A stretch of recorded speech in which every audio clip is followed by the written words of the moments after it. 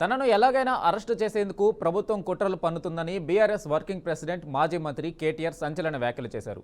Formula ఈ-కార్ race కేసులో న్యాయ నిపుణులను సంప్రదిస్తున్నామని కేటీఆర్ తెలిపారు. వారి సూచనల మేరకు ఈడీ ఎదుట విచారణకు హాజరవుతానని క్లారిటీ ఇచ్చారు. తనపై ఏసీబీ, ఈడీలు పెట్టిన కేసులన్నీ తప్పుడు కేసులేనని కొట్టిపడేశారు. అరెస్టులు, కేసులకు బీఆర్ఎస్ పార్టీ నేతలు భయపడనే విషయాన్ని గుర్తుపెట్టుకోవాలని అన్నారు. సీఎం రేసులో కేటీఆర్, కవిత ఉన్నారంటూ తప్పుడు ప్రచారం చేస్తున్నారని, తమ సీఎం అభ్యర్థి ఎప్పటికీ కేసీఆర్ అని స్పష్టం చేశారు. రాబోయే రోజుల్లో రేవంత్ రెడ్డికి తగిన గుణపాఠం చెబుతామన్నారు. రాష్ట్రంలో పరిణామాలను ప్రజలు గమనిస్తూనే ఉన్నారని కేటీఆర్ అన్నారు.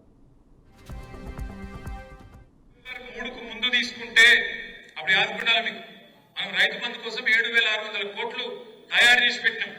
డిసెంబర్లో పోయిన సంవత్సరం ఇదే టైం పెడితే రేవంత్ రెడ్డి ఉత్తరం రాసిండు ఎలక్షన్ కమిషన్, మీరు అర్జెంటుగా ఆపాలి, లేకపోతే ఎన్నికల ప్రభావం పడుతుంది, కేసీఆర్ మళ్ళీ రైతులందరూ మళ్ళా ఓట్లేసి మళ్ళా గెలిపిస్తారు, మీరు ఆపుండ్రి అని ఎలక్షన్ కమిషన్ ఉత్తరం రాసిండు. రాస్తే ఎలక్షన్ కమిషన్ వాళ్ళు ఎన్నికలు ప్రభావితమైతే అని చెప్పి ఆపేసారు. అప్పుడు ఏం చెప్పిండు రేవంత్ రెడ్డి? డిసెంబర్ 3కు ముందు తీసుకుంటే ఎకరానికి 5,000, డిసెంబర్ 7 తర్వాత తీసుకుంటే ఎకరానికి 7,500 అన్నాడు. 7,500 కాదు, 75 పైసలు ఇచ్చిండు. అవిడు 75 పైసలు ఆ రోజు మనం ఏదైతే కూడబెట్టిపోయినామో 7,500 కోట్లు, అవి మళ్ళా 3-4 నెలలు సదానికి గవే ఇచ్చిండు. దాని తర్వాత పార్లమెంట్ దాకా ఇచ్చిండు. ఎప్పుడైనా నాట్లు పడేటప్పుడు పడతాయి రైతు బంధు పైసలు, కానీ ఈయన ఉన్నప్పుడేమో ఓట్లు పడేటప్పుడు పడ్డాయి పైసలు. ఒకట్లుంటది కాంగ్రెస్ పెట్టుకుంటే. అట్లా ఈ కాంగ్రెస్ ప్రభుత్వం వచ్చినాక రైతు భరోసా రూపాయి కూడా ఇయ్యలే.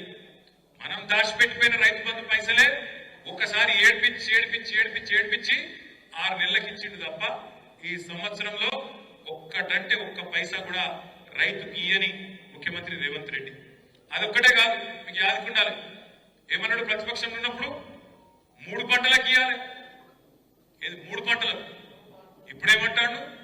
రైతు ప్రమాణ పత్రం రాసి అన్నాడు. ఇప్పుడు మా బొప్పాపుడు శ్రీనివాస్ రెడ్డి నాడు ఇప్పుడు ప్రమాణ పత్రం రాసియాలి. ఏమని? నేను సాగు చేస్తా, నేను ఖచ్చితంగా వ్యవసాయం చేస్తా అని రైతు ప్రమాణ పత్రం రాసి అధికారులకి అన్నాడు. కేసీఆర్ ఉన్నప్పుడు మీరు ఎక్కడికైనా దఫ్తర్కి పోయిన రైతు మళ్ళొక్కసారి వేదికగా అడుగుతున్నాడు. నిన్న చెప్పినా మళ్ళీ